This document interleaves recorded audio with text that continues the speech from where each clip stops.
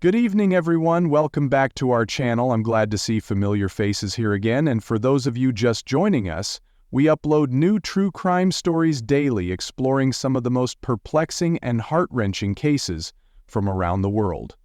Today we're delving into a case that rocked England in the early 1920s. Before we begin, remember to hit that subscribe button and ring the notification bell so you never miss an update. Your support helps us continue to bring you these in-depth narratives, and if you enjoy what we do, a quick like or comment goes a long way. Now, without further ado, let's step back in time, over a century ago, to a quiet London suburb where a respectable couple's marriage, shaken by rumors and secret passions, would end in a brutal act of violence. This is the story of Edith Thompson and Frederick Bywaters, and the tragic murder of Percy Thompson. Tonight, we paint a picture of what led to one of England's most controversial double executions. Let's enter that world now, on a cold autumn evening, as history unfolds under dim street lamps and uneasy silence. It is the night of October 9, 1922, in Ilford, a suburban district to the northeast of London. The air is crisp and slightly damp, as if the quiet rains of the afternoon have only just ceased. It's close to midnight, and the cobblestone streets glisten faintly in the soft glow of gaslights. Autumn leaves, recently fallen, cluster in small heaps along the edges of the pavement. There's a gentle rustling of branches overhead, and the subtle scent of coal smoke drifting from nearby chimneys. The hour is late, and most residents of this respectable middle-class neighborhood have long retired. Yet, not everyone is asleep. Along Kensington Gardens, the Thompsons' neat little home stands quietly. The curtains are drawn, the lights dimmed, and a hush has settled over the household. Inside, earlier in the evening, voices were heard. Nothing more than ordinary domestic chatter, perhaps. Now it's calm, as if the entire street holds its breath. Moments before midnight, Percy Thompson and his wife Edith step out together into the darkness. They have spent the evening at a theater performance in the West End, a lively affair that ended only a short time ago. The drizzle that greeted them after the show has stopped, but the roads remain slick. Percy, wearing a dark overcoat and a hat pulled down low to shield himself from the lingering chill, walks briskly. Edith follows beside him, dressed smartly, her long coat buttoned tightly. They move side by side, heading home along a route well traveled, yet tonight something feels different. A silence passes between them that neither breaks. Every footstep echoes against damp pavement, and the night air presses close as though holding a secret. Earlier this evening, Percy Thompson's activities were ordinary for a man of his standing. According to multiple witness accounts, he had worked that morning as usual in the City of London. He was employed as a senior clerk and prided himself on punctuality and diligence. Colleagues recall him leaving the office at around 5:30 p.m., offering the usual pleasantries as he headed out. He mentioned a planned night at the theater with Edith. This was not unusual. Percy enjoyed cultural outings and took pride in escorting his wife to plays and performances that stimulated conversation and broadened their horizons. After leaving work, he likely stopped by his usual tobacconist to pick up a fresh packet of cigarettes. A shopkeeper on Charterhouse Street remembers Percy tipping his hat and requesting his preferred brand. Then stepping back into the bustle of the city's late afternoon, he took the train back to Ilford, arriving in time to change clothes, meet Edith, and head out again. Neighbors glimpsed the Thompsons leaving their home at about 7:15 p.m. Edith wore a stylish hat, tilted at a fashionable angle, and Percy appeared well-groomed as always, a gentleman of 32 who took care with his appearance. The couple was spotted boarding a train into the city. Another witness, a fellow commuter, overheard them discuss the play they planned to see. This observer recalled no particular tension in their voices. At the theater, ushers remembered the couple sitting quietly in their seats, not drawing attention. They left shortly after the final curtain call and made their way back to the train station for their return journey. It seems a routine evening of married couple enjoying London's cultural scene before returning home. Nothing about Percy's behavior suggests he anticipates danger. He appears relaxed, determined only to ensure they catch the last train back, perhaps wanting to avoid a rainy, uncomfortable journey. Yet, it is on these very streets, as they walk the final stretch toward their residence, that their neighbors notice something amiss, a figure lurking in the shadows, a short distance behind them. At around 11:45 p.m., a resident who wishes to remain anonymous later reports seeing the Thompsons approach. The street is quiet. The only sound is the faint hum of distant traffic and the soft whisper of a breeze. The witness notices a third individual lingering behind the couple, trying to remain inconspicuous. Initially, the observer thinks it's simply another resident strolling home after a late evening, but as the witness turns away, a sudden, muffled cry breaks the stillness. Moments later, Percy Thompson collapses to the ground, and the figure that has emerged from darkness flees. Edith's scream follows, echoing into the night, startling neighbors from sleep, and bringing them to windows and doorsteps in alarm. Within minutes, the police are notified. A constable on patrol receives the first frantic call around midnight. He rushes toward the scene, signaling for backup. Neighbors gather in their dressing gowns and slippers, holding candles or lanterns, their faces painted with shock. Percy lies on the ground, gravely injured. Edith hovers near him, distraught and sobbing. The emergency response is swift, but as the authorities arrive, the gravity of the situation becomes clear. Percy's condition is dire. The initial concern spreads like wildfire through the community. Whispers fill the air. Who attacked this respectable man? Who dared to commit such violence on a quiet suburban street? The police secure the area, ushering onlookers back, making sure the scene remains undisturbed. Rumors begin immediately. An unknown assailant, a robbery gone wrong, or perhaps something more insidious. As paramedics attempt to stabilize Percy, neighbors exchange worried glances, and Edith's tearful pleas for help ring in everyone's ears. The authorities radio for additional units to canvass the neighborhood. The press, always eager for a story, will soon be on their heels, but for now, it's just the strange silence of flashing lanterns and halting breaths. Percy is rushed to a nearby medical facility, but his injuries are severe. It will not be long before news reaches the shocked community. Percy Thompson has died from his wounds. This marks the beginning of a case that will spiral into controversy, suspicion, and one of the most debated trials of the era. The immediate priority for the authorities is to understand who Percy Thompson was, what might have motivated this crime, and how two seemingly ordinary people, Edith Thompson and the elusive figure known as Frederick Bywaters, come into play. Before the community and the country, this becomes a question of secret letters, forbidden love, and the ultimate betrayal. To understand the gravity of this tragedy, we must delve deeper into Percy Thompson's life. Born in 1890 to a middle-class family in London, Percy grows up in a household that values respectability and hard work. His father, a clerk, teaches him discipline and punctuality. His mother, a conscientious homemaker, instills in him good manners and a sense of propriety. He spends his early childhood in a modest neighborhood, attending local schools known for strict discipline and a traditional curriculum. As a young boy, he's somewhat reserved, preferring the quiet comfort of home to boisterous games in the street. He enjoys reading novels of adventure and travel that spark his imagination. Family acquaintances remember Percy as a thoughtful child who listens more than he speaks. As Percy progresses through childhood, he becomes increasingly dedicated to his studies. He attends a reputable grammar school, excelling in arithmetic and penmanship. Teachers praise him for his neat work and punctual arrivals. While not the top of his class academically, he is steady and dependable, qualities that will later guide him into a stable career. He grows into an earnest young man, somewhat traditional in his outlook. He rarely strays from the path laid out before him, focusing on building a stable future. By the time Percy reaches early adulthood, England is amid economic shifts, but also on the cusp of social change following the First World War. Still, Percy holds on to conventional values. He completes his schooling and secures a position as a clerk in a London firm, gradually rising to a senior clerk role by demonstrating meticulous attention to detail and unwavering loyalty. His colleagues find him polite and courteous, if somewhat private. He does not share much about his personal life, save a fondness for quiet weekends at home and an appreciation for good literature. Marriage seems the natural next step for Percy. His family encourages him to find a suitable partner. Fate brings Edith Graydon into his life, a young, spirited woman who, while charming and witty, comes from a similarly respectable background.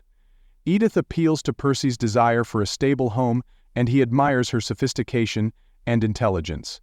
They marry in the early 1920s, choosing to settle in a well-kept suburb. Percy invests himself wholeheartedly in their household, hoping to build a comfortable life. Together they host small gatherings, attend the theater occasionally, and attempt to cultivate the image of a model middle-class couple. Professionally, Percy is on a steady trajectory. He works in an accounting role, managing ledgers, verifying sums, and ensuring that records meet the standards required by his superiors. He aspires to become an even more valuable member of the company, possibly moving into management in the coming years. He takes pride in his careful approach to money, planning to purchase a more spacious home as finances allow. He dreams of having children, raising a family with Edith, and advancing into a respected social position. He views his career as a ladder he can steadily climb, each rung promising greater financial security and societal respect. Within the family setting, Percy is a dutiful son and brother. His parents, aging now, rely on him occasionally for support, both emotional and financial. He makes Sunday visits, never missing a chance to check on their well-being. He keeps a cordial relationship with cousins and aunts, attending family functions, birthdays, and Christmas gatherings. There is little drama in his extended family. These are stable, predictable individuals who value tradition and moral conduct. In recent months, he has contributed to the cost of his younger cousin's schooling, offering modest funds to help them get a good start in life. In his immediate household, Percy expects a tidy home and traditional domestic roles. He believes in decorum and poise, encouraging Edith to dress well, entertain modestly, and maintain a refined demeanor. They host neighbors for tea, occasionally invite business acquaintances for supper, and attend community events that reinforce their standing. Life moves predictably, yet in subtle ways, Percy notices changes. Edith, once full of lively conversation, grows distant at times. He senses tension but cannot pinpoint its source. He puts it down to stress, perhaps dissatisfaction with the routine nature of their days, or maybe just passing moods. He does not pry too deeply. He trusts his wife to share her feelings when she's ready. Socially, Percy's life revolves around simple pleasures. He reads the newspaper each morning, enjoys a pint at the local pub with a trusted friend on Friday evenings, and frequents the occasional play. He shows an interest in music, attending concerts once in a while. His circle of friends is not large, but it is reliable. Neighbors see him as a considerate man who exchanges polite greetings on the street and occasionally participates in local initiatives, charity drives, community improvement efforts, or small fundraisers for the church. Although not a passionate hobbyist, he likes to keep a small garden, tending to rose bushes in the spring and summer. He takes satisfaction in the neatness of his lawn, the orderliness of his tool shed, and the comfort of a well-worn armchair where he reads. By the time we reach the day of the incident, we have a picture of Percy, a steady, respectable Englishman, neither flamboyant nor radical, who seeks a stable life. On October 9, 1922, that morning begins like any other. He wakes early, just after dawn, as the pale morning light filters through lace curtains.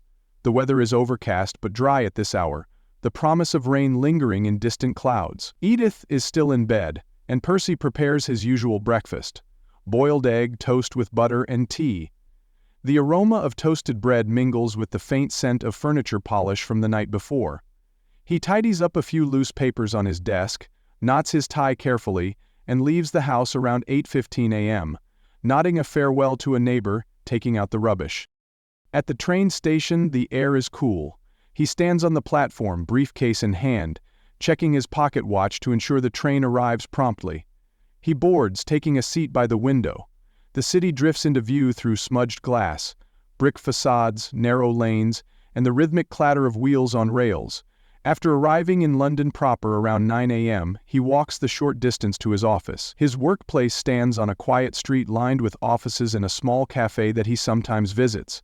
By 9:30, he's at his desk reviewing ledger entries, making sure that accounts balance. A colleague, Mr. Redmond, later recalls Percy greeting everyone cordially. "He was always on time, always the same polite smile," Redmond says. "I remember him asking if I had enjoyed my weekend. Nothing seemed out of the ordinary." Midday, Percy steps out for a brief lunch, sandwiches from a small shop down the street.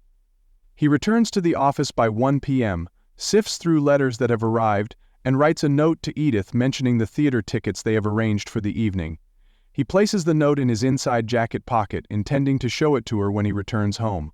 He finishes his workday around 5:30 p.m., exchanges goodnights with colleagues, and heads off. A co-worker, Ms. Bradley, notices him leave, remarking later that Percy had seemed calm and collected, as always. He was the sort of man you hardly expected to be involved in anything dramatic, she remarks. Between 6 and 7 p.m., Percy returns to Ilford, stopping by the tobacconist for his usual brand of cigarettes. The shopkeeper, a Mr. Hargreaves, says Percy smiles politely, makes a small remark about the weather, and continues on his way. By 7:15 p.m. he's home, changing into a suit more fitting for an evening at the theater. Edith is getting ready, and though their conversation is minimal, just a brief exchange about train times and the play's start, nothing strikes him as unusual. He checks that he has the tickets, and then together, they depart.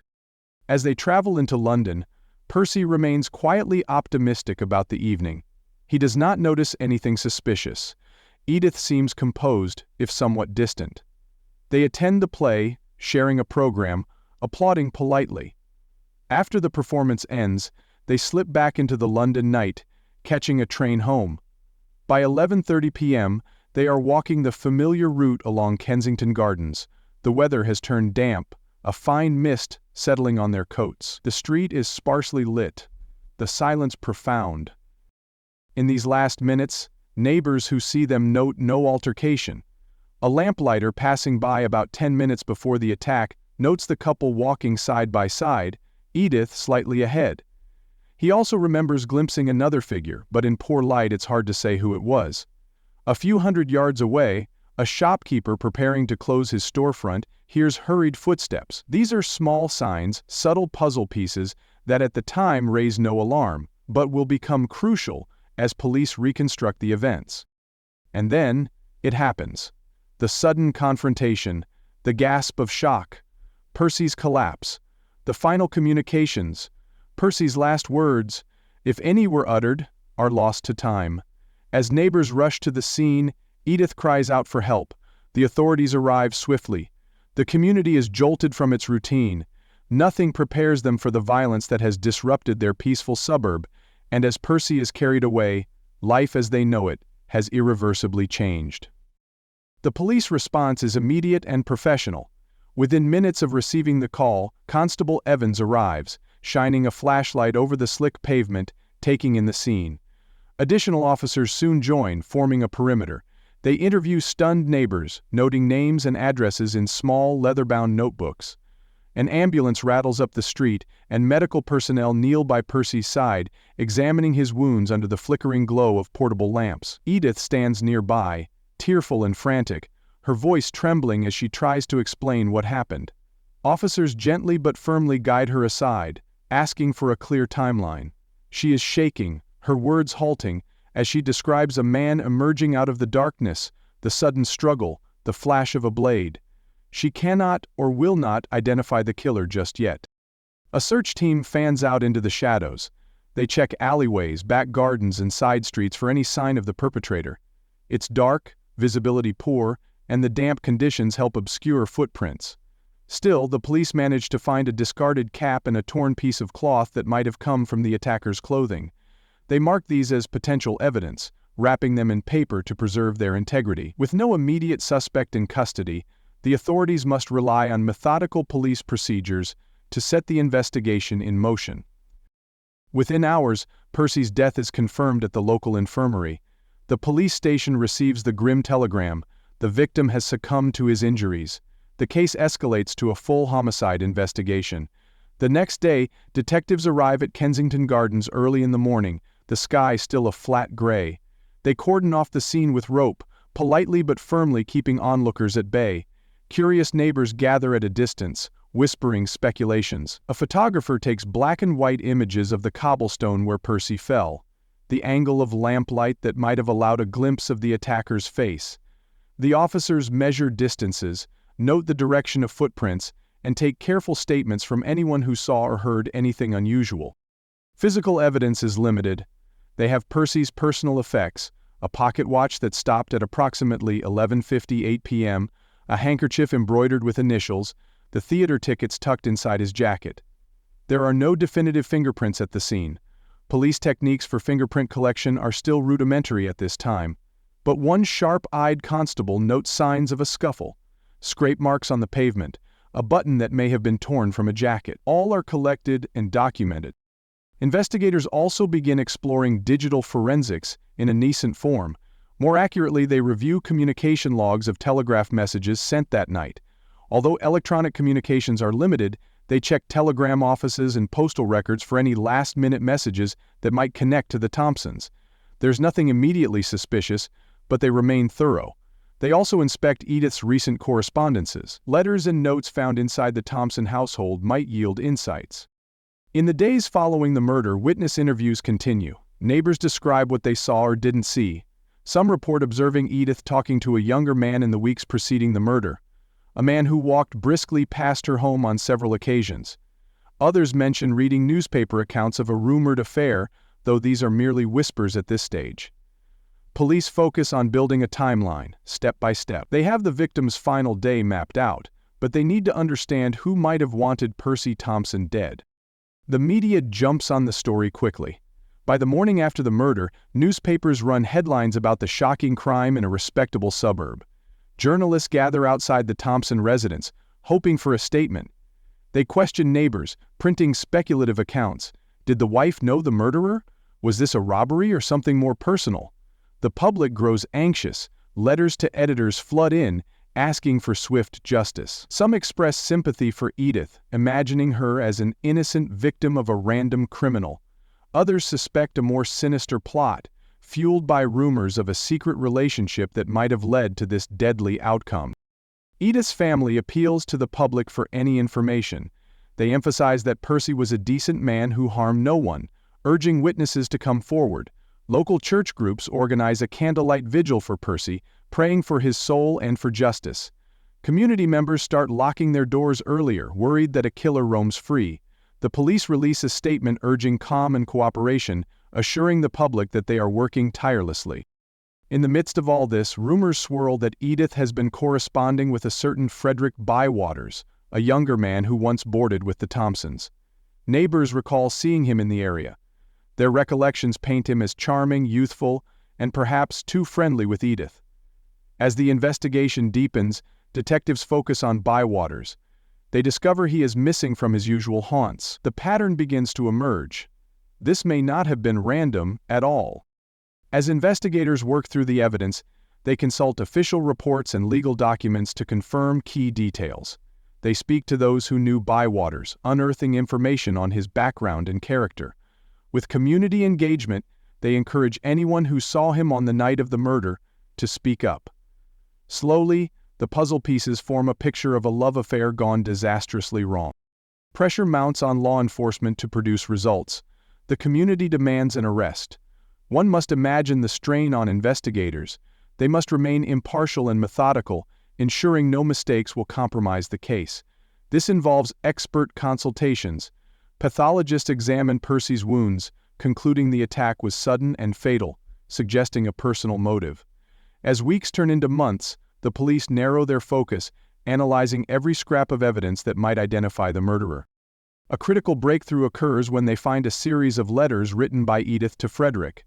These letters, some later presented in court, indicate an intense romantic involvement and contain passages that, when interpreted by prosecutors, seem to encourage violence against Percy. Although Edith denies any wrongdoing and insists she never intended for Percy to be harmed, these letters become a central piece of the prosecution's case.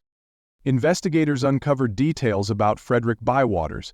He is a former merchant seaman who lodged with the Thompsons for a time. He struck up a relationship with Edith that grew from mild flirtation to passionate affair. After leaving their household, he maintained contact, writing to Edith and meeting her secretly on occasion. The letters show strong emotions, desire, and frustration. Using telephone and telegraph records, investigators trace Frederick's movements around the time of the murder. Witnesses place him near Kensington Gardens on October 9. The cap found at the scene matches the style he is known to wear. Yet, challenges abound. The case is built on circumstantial evidence. No one saw Frederick wield the knife clearly enough to testify without doubt. Edith's level of involvement remains ambiguous. Did she incite Frederick through her letters, or were they the expressions of a woman caught in a fantasy, never intending real harm? The police must work with what they have: the letters, the witness sightings, and Bywaters' known affection for Edith. They consult criminologists who analyze the letters. Psychological experts weigh in, noting the intensity of the emotional connection. Frederick Bywaters is eventually identified as the prime suspect. Background checks reveal he is younger than Edith by several years, energetic, restless, and prone to impulsive decisions. Those who know him say he was infatuated with Edith, jealous of Percy's place in her life. Investigators piece together a theory. After months of secret correspondence, Frederick, fueled by love and passion, confronts Percy and ends his life with a knife thrust. Whether Edith directly encouraged this, or merely romanticized escape from her marriage, is a matter of fierce debate. Securing Frederick as a suspect takes time. Eventually he is apprehended in London after a brief period in hiding. He initially denies involvement, but soon his demeanor changes. Under questioning he admits to confronting Percy, though he claims Edith knew nothing of his violent plan. Investigators note inconsistencies in his story, pushing him for more detail. His criminal history is limited. He has no prior record, but he does have a pattern of impulsive behavior noted by former co-workers and acquaintances. As the investigation continues, resource limitations challenge the police.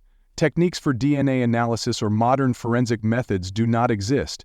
They rely on witness statements, careful cross-referencing of timelines, and above all, those incriminating letters. Jurisdictional issues arise when some letters are traced to overseas postings Frederick made as a seaman. The police must navigate international mail logs. Still, they press on.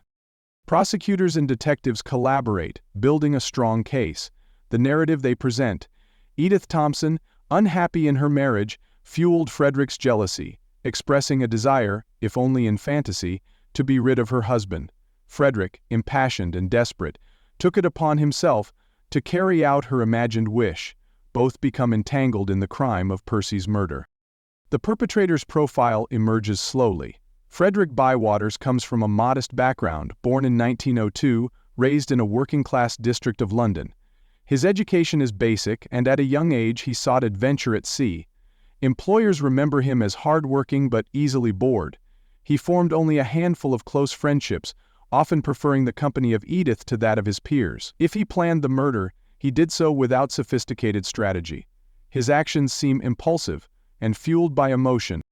Psychological assessments, rudimentary by today's standards, focus on Frederick's passionate and jealous nature. Experts note that men who commit crimes of passion often display intense emotional connections to their victims or accomplices. Frederick appears to have idolized Edith, placing her on a pedestal, willing to commit violence for her sake. His pattern: charming and attentive in personal relationships, but capable of sudden, dramatic action. There are also hints that after the crime, he attempts to cover his tracks. Witnesses recall seeing him discard items, and his hurried departure from the scene suggests panic. Investigators track his movements after the crime. They note that Frederick visited a friend the following day, appearing agitated but refusing to explain why.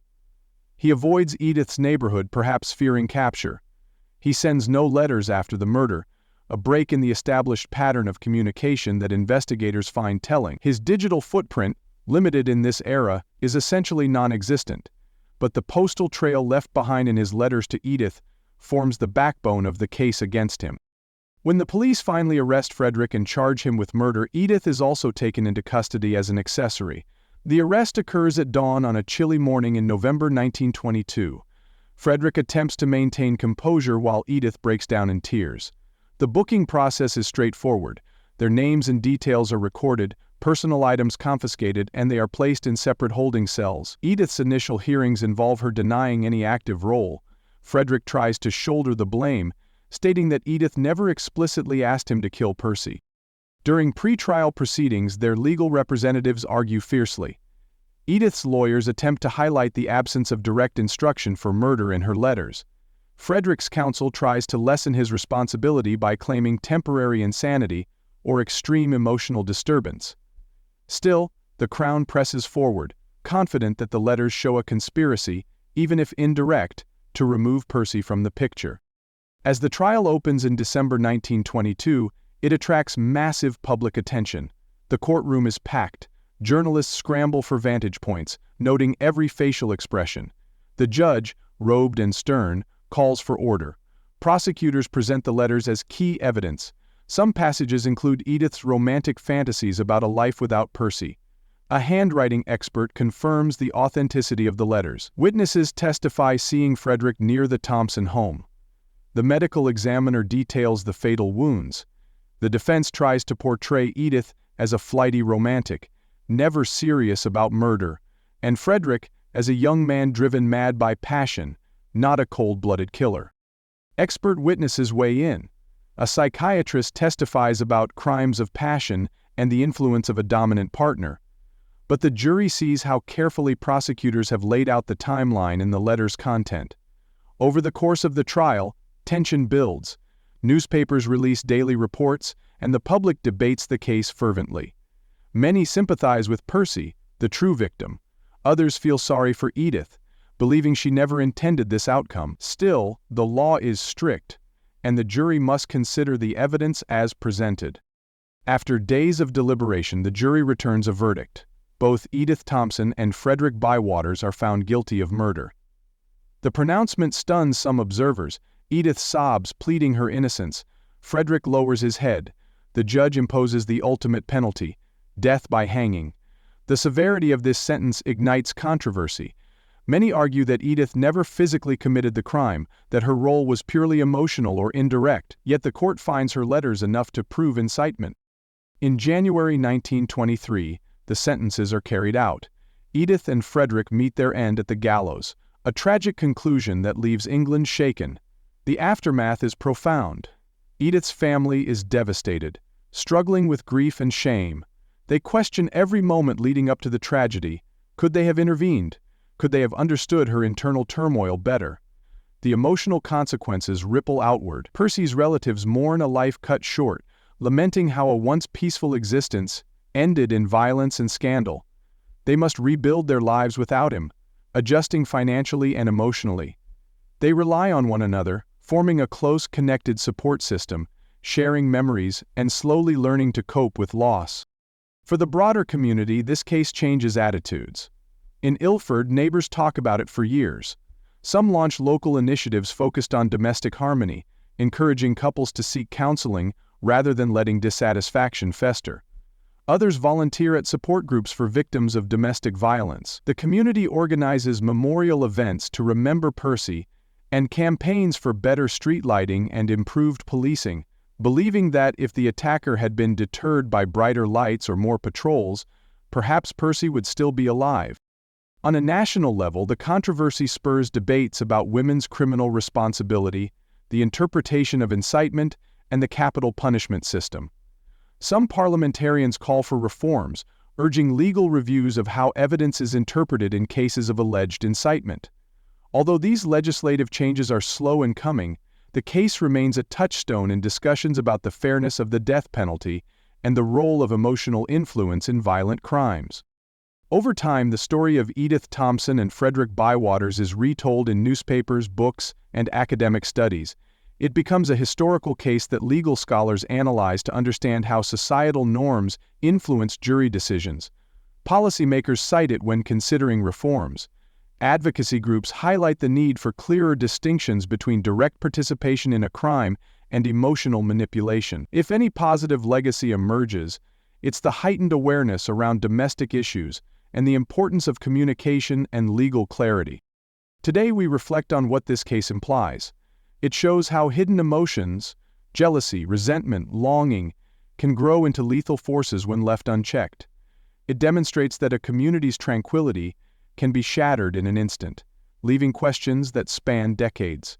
As we conclude this tale, we remember Percy Thompson's life and mourn the tragic end that befell him. We consider Edith's letters, Frederick's passion, and the society that judged them. This story still resonates, reminding us that beneath quiet suburban veneers lurk complex human hearts capable of both love and terrible deeds. Don't forget to like and subscribe for more true crime stories as we continue to shed light on historical cases and share new findings. Leave a comment below. Do you believe Edith deserved the same fate as Frederick? Let's discuss respectfully. For a deeper look at similar cases, consider our upcoming coverage of other early 20th century trials that challenged moral and legal boundaries. Until next time, thank you for joining us, and stay safe.